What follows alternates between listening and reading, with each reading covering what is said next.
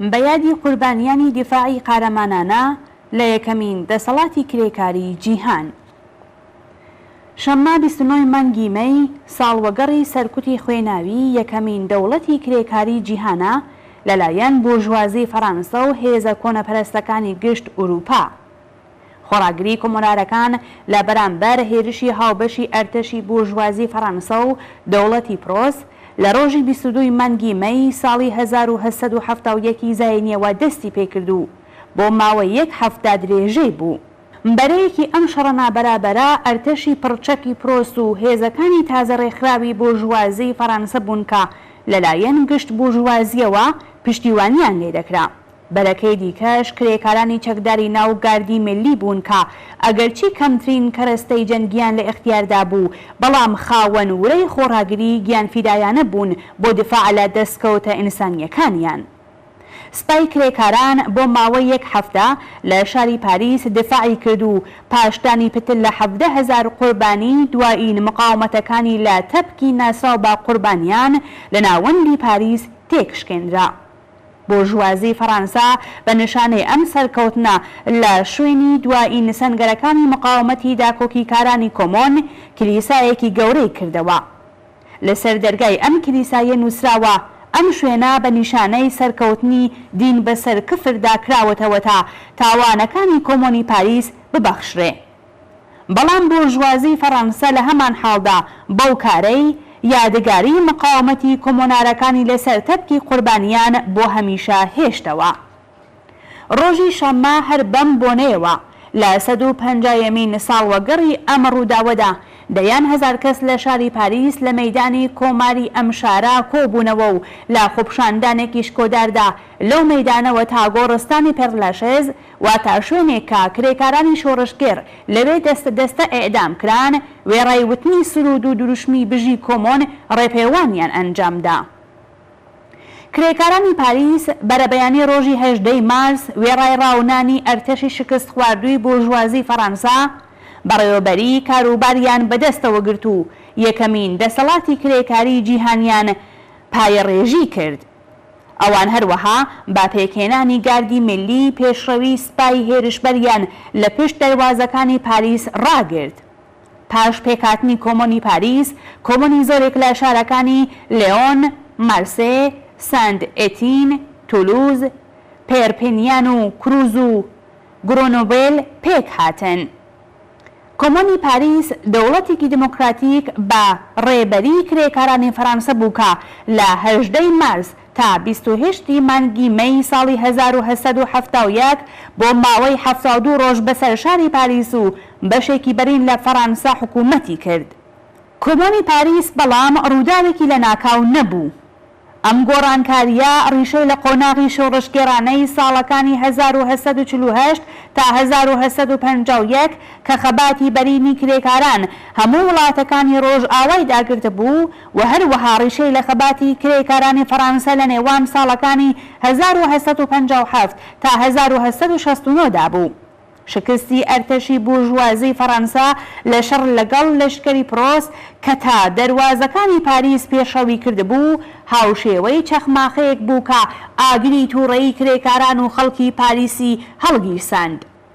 جەماوەری کرێکار و خەڵکی ڕاپەڕیوی پاریس دەوڵەتی بورژوازی فەڕەنسەیان لە پاریس دەرکرد و خۆیان بابەتی دیفاع لە شاریان لە بەرامبەر داگیرکاراندا و ئەستۆ گرت.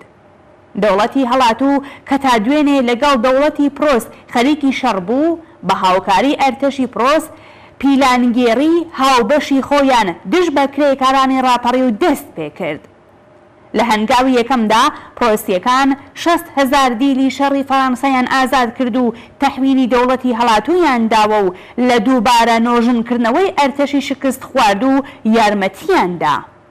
سەرنجام دەوڵەتی بورژوازی فەڕەنسا بە هاوکاری ئەرتەشی پرۆس هێرشیان کردە سەر پاریس. کۆمۆناردەکانی پاریس خۆڕاگریەکی گیانفدایانەیان دەست پێ کرد بەڵام سەرنجام پاش یەک هەفتە لە نەبەردێکی لە بواری نظامیەوە نابەرابەر شکستیان خوارد. لە ماوەیەکی کورتدا دەیان هەزار کرێکار لە شەقامەکانی پاریس قەتڵ و ئام کران. بەم جۆرە بوو کە بورژوازی فەڕەنسا تۆڵەی خۆی لە کرێکارانی ڕاپەڕێ و کردەوە و یەکەمین ئەزموونی شۆڕشی کرێکاری جیهان شکستی خوارد. پاش ئەم ڕووداوە پاریس بۆ ماوەی 5 ساڵ لەژێر حکوومەتی نظامیدا مایەوە. کۆمۆنی پاریس یەکەمین حکوومەتی کرێکاری جیهان و خوڵقێنەری دەوڵەتێک بوو کە ئەگەر سەرکەوتنەکەی درێژەی بوایە چینی کرێکار دەیتوانی هەنگاوەکانی دواتر لە پێناو دامەزراندنی کۆمەڵگای کۆمۆنیستی پتەوتر هەڵگرێ. کۆمۆن شکڵێکی مێژووی و دیاریکراو لە دەوڵەت بە کۆمەڵێک تایبەتمەندیەوە بوو. چاوخشاندنێکی کورد بەسەر هێندێک لە یاسا و هەوڵەکانی کۆمۆن نیشانەی پێکهاتنی گەلێک پەیوەندی نوێ بوو کە لە درێژەدا دەیتوانی ڕزگاری نیهایی مرۆڤایەتی لە چنگ بەربەریەتی نیزامی سەرمایەداری لێ بکەوێتەوە. ئەرتەشی پیشەیی هەڵدەوەشێتەوە و کاروباری نیزامی بەدەست خەڵکی چەکدار دەستپێدرێ. زەوی هی ئەو کەسەیەکە لەسەری کار دەکات.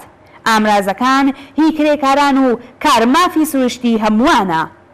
موچەی بێسنووری کاربەدەستانی دەوڵەت هەڵدەوەشێتەوە. زۆرترین موچە ناتوانێت لە حەقدەستی کرێکارێکی شارەزا زیاتر بێت. قازی و بەرپرسانی باڵای بەڕێوەبەرایەتی لە ڕێگەی هەڵبژارنەوە دیاری دەکرێن و هەر کات کە زۆری ناهەڵبژێران ئێرادە بکەن دەتوانن لەسەر کار لایەن بەرن. سزای ئێدام هەڵدەوەشێتەوە و دەستگای گیوتین لە بەرچاوی خەڵک دەستوێندرێ. فێرکردنی بێبەرامبەر بنیاتە دەنرێ. گشت یارمەتیەکی ماڵی بە کلیسا قەتع دەکرێت. ئاین وەک بابەتی کەسی خەڵک ڕادەگەیەندرێ. مەدرسەکان لە چنگ کلیسا دێنە دەرێ و دام و دەستگای قەزایی و پەروەردە و بارهێنان لە ئاین جیا دەکرێتەوە و قازیەکان هەڵدەبژێردرێن. کاری شەوانەی نانواییەکان قەدەغە دەکرێت. موچەی کارمەندانی کۆمیسیۆنەکانی کۆمۆن بەقەد موچەی کرێکارانی نانواییەکانە. لە ناو دەستگای ئیداری کۆمۆندا ئیدارەی پۆلیس لە جیات ئەوەی کە لەبەر دەست حکوومەتدا بێت دەبێتە ئۆرگانێک لە خزمەت خۆشبژێوی خەڵکو و گشت ئەرکە سیاسیەکانی هەڵدەوەشێتەوە. کۆمۆن ئازادی بیرروڕاو چاپەمەنی، ئازادی کۆبوونەوە، پێکهێنانی ڕێکخراوی کۆمەڵایەتی و سیاسی ڕادەگەیەنێ.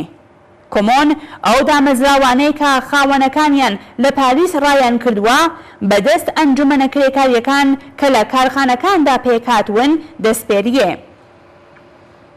پێکهاتەی دەوڵەتی کۆمۆن لەگەڵ هەموو جۆر دەوڵەتەکانی پێشوو لە ئەساسەوە جیاواز بوو. کۆمۆن لە کەسانێک پێکدەهات کە لە گەڕەکە جۆرا و جۆرەکان لە خوارەوە بەرەوسەر هەڵبژێردرابوون. کومیتەی ناوەندی کۆمۆنی پاریس، شورای کۆمۆن 99 ئەندامی هەبوو و با حکمی یاسای پەسەندکراو هەر کات کە زۆرینەی هەڵبژێران ئێرادەیان کردبایێ دەیانتوانی هەرکام لەوان لەسەر کار لابەرن. ئەم کومیتەیە هەم داڕێژەری یاسا بوو و هەم بەڕێوەبەری یاسا. کۆمۆنی پاریس ئەگەرچی پتر لە 72 ڕۆژی نەخایاند و بورژوازی لە ناو خوێنی کۆمۆنارەکاندا نوقمی کرد، بەڵام خاڵە بەهێز و لاوازەکانی و دەرس و ئەزموونەکانی دەستکەوتی چینی کرێکارن لە نەبەردە چارە نووسسازەکانی داهاتوودا کە هێشتاش لە بەردەم ئەم چینەن.